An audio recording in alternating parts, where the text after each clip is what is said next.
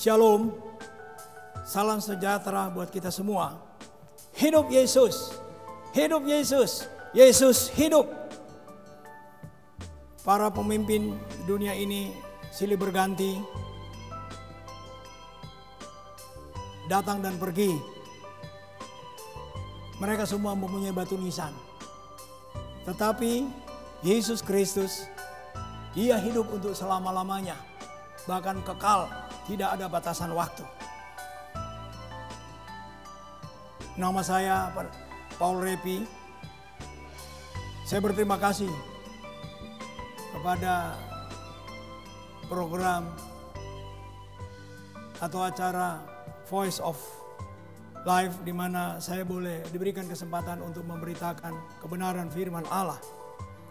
Ini adalah satu anugerah Tuhan, dan untuk itu kami berdoa supaya program ini akan berjalan terus dan banyak memberkati Indonesia. Dalam perjalanan hidup ini sebagai manusia, kita banyak pilihan, banyak yang kita inginkan. Tetapi saya ingin membaca sebuah ayat di dalam Roma pasal 8 ayat 37. Demikian firman Tuhan. Tetapi dalam semuanya itu kita lebih daripada orang-orang yang menang oleh Dia yang telah mengasihi kita. Mengapa ayat ini berkata demikian? Saya ingat ada seorang yang bukan orang yang hebat, orang yang biasa. Dia pernah ditawarkan untuk menjadi presiden Amerika. Orang Amerika katakan, kamu gak usah kampanye.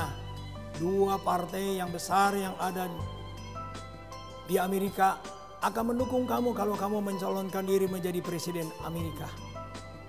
Tapi dia katakan, mau jadi presiden Amerika. Sekali lagi, mau jadi presiden Amerika kecil. Seluruh manusia, bahkan orang Amerika itu adalah satu keinginannya kalau bisa menjadi orang nomor satu di Amerika. Tapi orang ini berkata, menjadi presiden Amerika kecil. Dibandingkan apa? Dengan apa yang Tuhan berikan kepadanya. Dan benar, beberapa waktu kemudian ada presiden Amerika yang dilantik. Maka dialah yang diminta untuk melantik beberapa orang presiden Amerika Serikat. Dialah yang mentahbiskan orang yang diangkat menjadi orang nomor satu di Amerika. Bahkan mungkin kalau saya boleh katakan nomor satu di dunia. Siapa dia? Dia adalah Billy Graham. Dia adalah seorang pembawa kabar baik. Dia adalah seorang pemberita Injil. Dan dia merasa kedudukannya, pekerjaannya sebagai pemberita Injil adalah pekerjaan yang lebih tinggi daripada seorang presiden Amerika Serikat.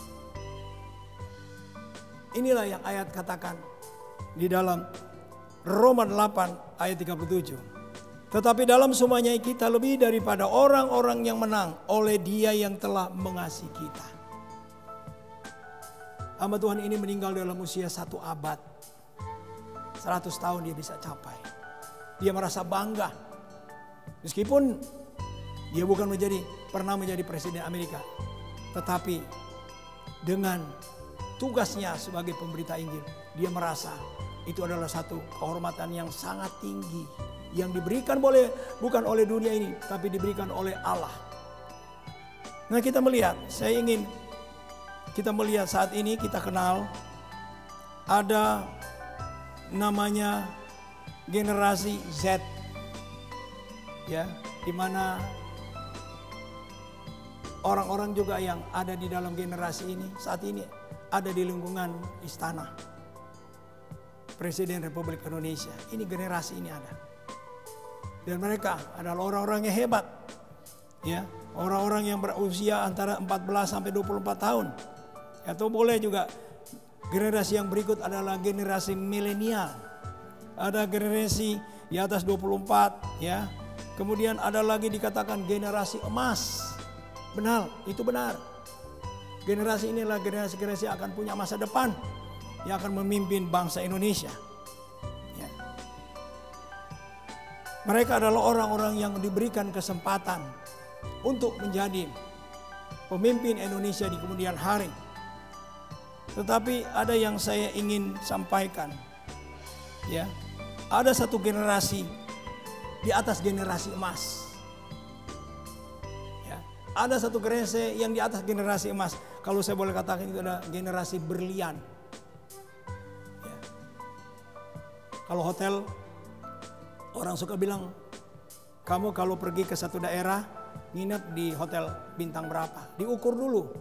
Oh, bintang 5. Kemudian ada lagi, kalau saya pergi ke daerah wisata, saya nginap di hotel bintang 5 plus. Nah, di atas bintang 5 plus ada yang sudah mulai memberikan satu statement, saya di hotel bukan lagi bintang 5 tapi hotel ya kelas berlian tinggi.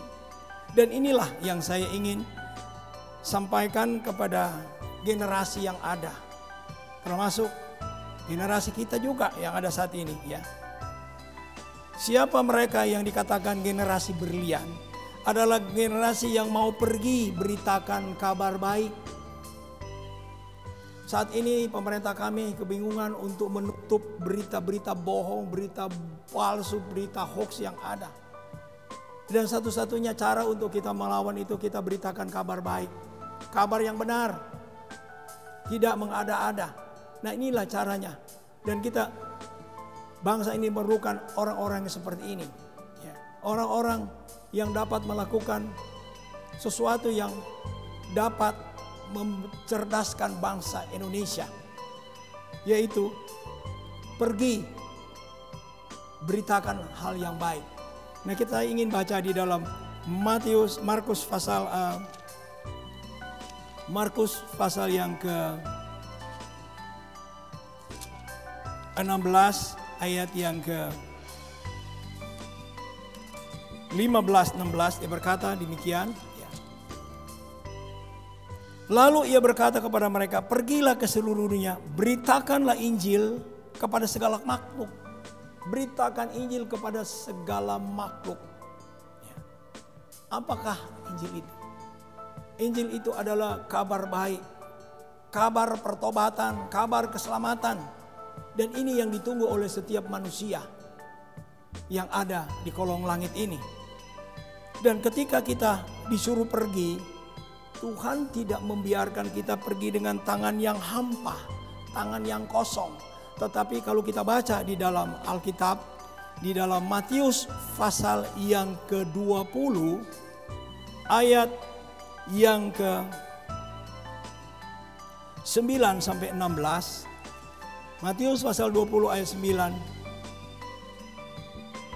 sampai 16, dia berkata demikian. Maka datanglah mereka yang mulai bekerja kira-kira pukul 5 dan mereka menerima masing-masing 1 dinar. Kemudian datanglah mereka yang masuk terdahulu, sangkanya akan mendapat lebih banyak, tetapi mereka pun menerima masing-masing 1 dinar juga. Ayat 11, ketika mereka menerimanya, mereka bersungut-sungut kepada tuan itu. Katanya, mereka yang masuk terakhir ini hanya bekerja 1 jam, dan engkau menyamakan mereka dengan kami yang sehari suntuk bekerja berat dan menanggung panas terik matahari.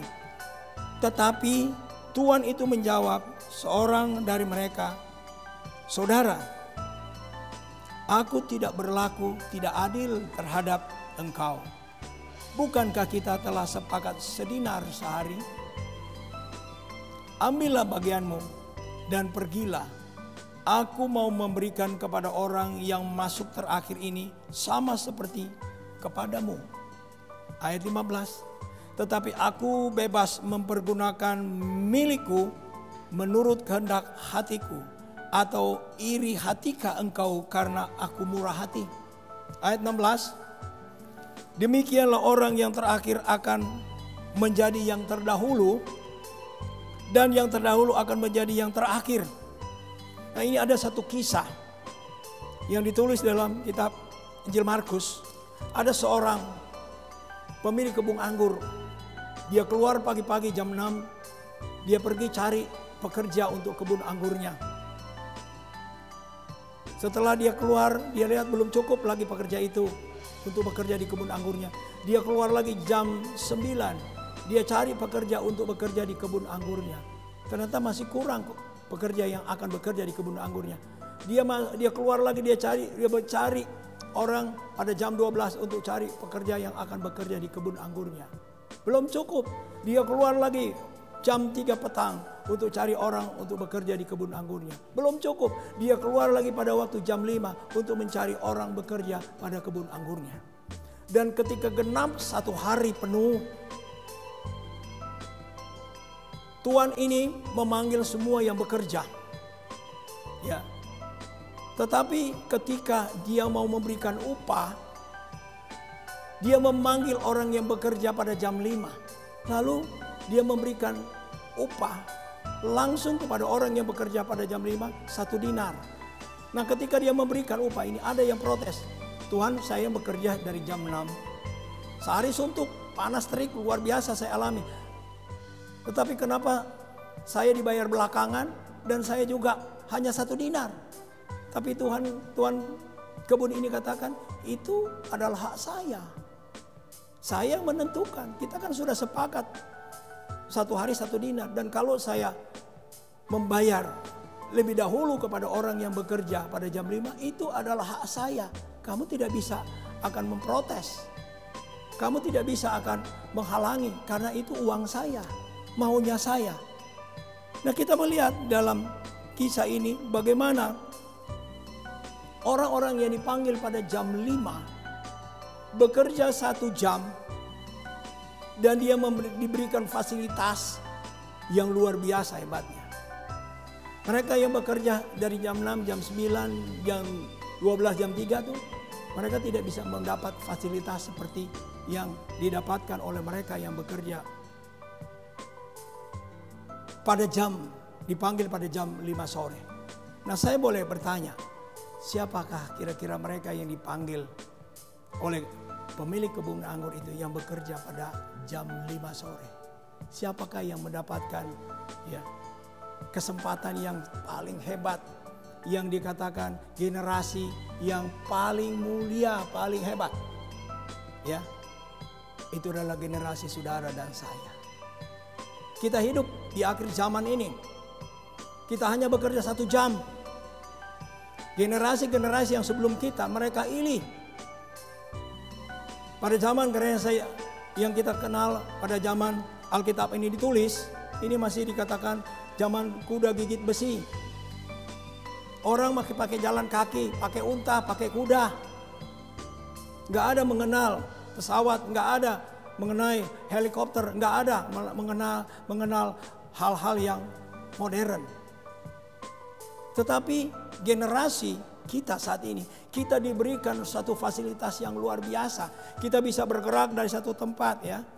Kalau 100 tahun yang lalu orang dari Eropa kalau datang ke Indonesia harus perjalanan 1 tahun. 50 tahun yang lalu itu berjalan 6 bulan baru sampai dari Eropa masuk ke Indonesia. Kemudian abad yang lalu ya, kita masih mengenal kalau orang datang ke Indonesia itu mungkin 2 bulan atau 1 bulan. Sekarang orang datang ke Eropa, ke Indonesia dalam hitungan jam. Pesawat berangkat ya dalam hitungan jam.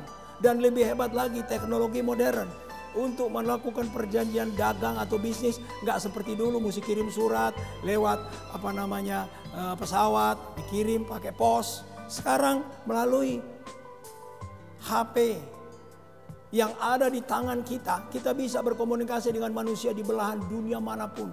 Ini adalah fasilitas yang diberikan oleh Tuhan untuk kita. Sekarang saya bertanya, untuk apa fasilitas ini? Nah, fasilitas ini banyak disalahgunakan, ya, untuk memberitakan hal-hal yang negatif, untuk memfitnah orang, untuk merencanakan yang jahat, untuk melakukan hal-hal yang tidak baik. Tapi saya boleh katakan kepada generasi yang ada saat ini, Anda adalah generasi yang ditempatkan oleh Tuhan di akhir zaman ini untuk melakukan hal-hal yang luar biasa. Dan Anda diperlengkapi dengan teknologi modern. Teknologi ini Tuhan berikan. Apakah Tuhan kita tidak bisa mundurkan teknologi yang kita terima saat ini 2000 tahun yang lalu yang dia bawa kepada zaman Petrus, Yohanes, atau Yakobus? Bisa, dia berkuasa, mampu untuk dia melakukan itu. Tapi dia baru buka generasi teknologi modern ini bagi generasi kita. Karena dia inginkan melalui kita, sekali lagi, dia inginkan melalui kita, kita boleh beritakan siapa dia yang punya teknologi itu, yang punya langit bumi ini, yang punya hidup ini. Dia ingin supaya kita beritahu, karena banyak manusia sudah lupa penciptanya. Dia berpikir dia hidup dalam dunia ini, ya memang karena saya mau hidup. Dia nggak tahu asal usul dari mana. Sebenarnya kita manusia ini diciptakan oleh Tuhan. Dan kalau kita diciptakan oleh Tuhan, kita harus kembali bahwa kita harus tanya, apa arti saya diciptakan? Apa arti saya dihidupkan di dunia ini? Inilah tujuan utama. Dan saudara dan saya yang ada saat ini, ya, para pemirsa dari Live Channel, kita semua adalah masuk di dalam generasi berlian. Sekali lagi, generasi berlian. Luar biasa. Tuhan berikan satu kehormatan bagi kita. Kenapa? Generasi berlian ini adalah generasi yang diutus oleh raja di atas segala raja. Sekali lagi, kita diutus oleh raja di atas segala raja. Ya, untuk apa? Memberitakan apa yang Tuhan inginkan kita beritahu kepada seluruh umat manusia. Kita lihat apa yang dikatakan di dalam Roma pasal 10 ayat yang ke 14-15. Roma 10 ayat 14-15. Demikian firman Tuhan. Tetapi bagaimana mereka dapat berseru kepadanya jika mereka tidak percaya kepadanya?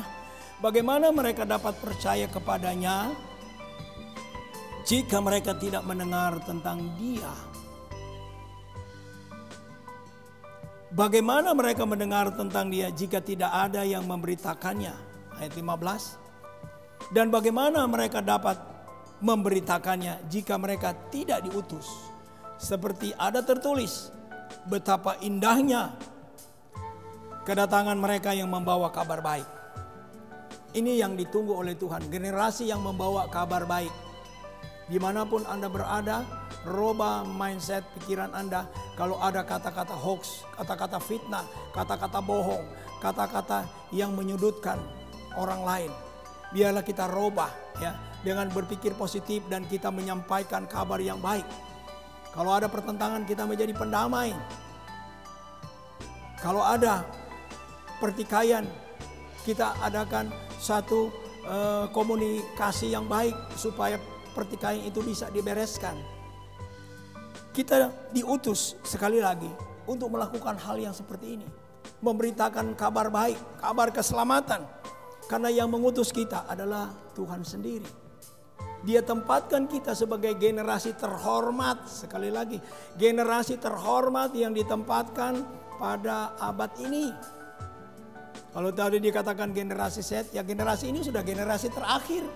Gak ada generasi lagi menurut Alkitab, tidak ada generasi lagi. Sudah ditutup generasi terakhir, generasi Set. Dan kita ada di generasi yang terakhir ini, yaitu generasi berlian, diberikan kesempatan oleh Tuhan hidup sekarang.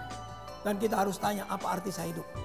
Jangan kita berpikir, ini kebetulan saya hidup sini. Ya, kita bukan kebetulan, Tuhan tempatkan hidup di generasi ini. Tuhan pilih kita dari sekian banyak gen yang harus Dia ciptakan untuk menjadi manusia. Dan Dia tempatkan kita, generasi berlian ini, di zaman ini. Untuk kita apa? Menjadi berkat, menjadi pemberita kabar baik, untuk menjadi contoh dan teladan dalam hidup sehari-hari, dalam keluarga, dalam rumah tangga, dalam pekerjaan.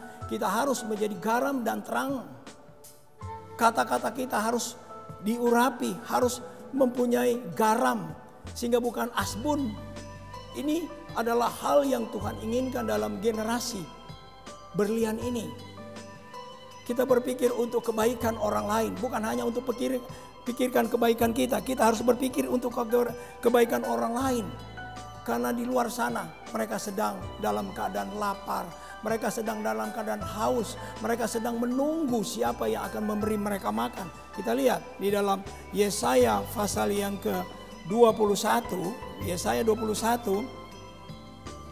Ini adalah pekerjaan tugas dari generasi berlian. Sekali lagi, Anda tidak akan mengharapkan lagi ada tambang emas yang Anda akan dapatkan, karena kita melihat ya, keadaan dunia makin hari makin susah ya. Keadaan yang ada di dunia bukan hari makin senang ya. Kita hidup di kota Jakarta, kalau mau diukur dari elevasi permukaan laut, kalau mungkin laut ini apabila es di kutub utara akan mencair, maka kota Jakarta akan tenggelam. Kota Jakarta menurut perhitungan kita sudah ada di bawah 5 meter di bawah permukaan laut. Dan kalau kita ya, mau tunggu apa lagi ya? Nah, kita harus berlomba dengan waktu, karena hidup kita bukan di sini. Sekali lagi, hidup kita bukan di dunia ini. Dunia ini makin hari makin susah dan tidak ada penyelesaian persoalan yang ada. Hanya kita mendapatkan penyelesaian itu di dalam Tuhan. Dan itulah dikatakan ada sorga. Karena sorga yang akan mengakhiri seluruh kehidupan dalam dunia ini. Kita baca di dalam Yesaya pasal 21 ayat yang ke-11. Ayat yang ke-13. Ucapan ilahi terhadap Arabia. Di belukar di Arabia kamu akan bermalam. Hai kafilah-kafilah orang Dedan. Hai penduduk tanah Teman. Keluarlah, bawalah air kepada orang yang haus. Pergilah, sambutlah orang pelarian dengan roti. Sebab mereka melarikan diri terhadap pedang. Ya, terhadap pedang yang terhunus. Terhadap busur yang dilentur. Dan terhadap kehebatan peperangan. Sebab beginilah firman Tuhan kepadaku. Dalam setahun lagi, menurut masa kerja prajurit upahan, maka segala kemuliaan Kedar akan habis. Dan dari pemana-pemana yang perkasa, gagah perkasa, dari Bani Kedar akan tinggal sejumlah kecil saja. Sebab Tuhan Allah Israel telah mengatakannya. Ini yang kita lihat. Kehausan bukan hanya haus roti atau haus lapar roti atau haus air, tapi ada satu kehausan yang lebih dari itu, yaitu kehausan jiwa, kehausan rohani. Jika manusia mudah disuguhin hal-hal sebagai makanan yang merusak, sebutkan saja nafsa. Nafsa itu singkatan dari narkotika,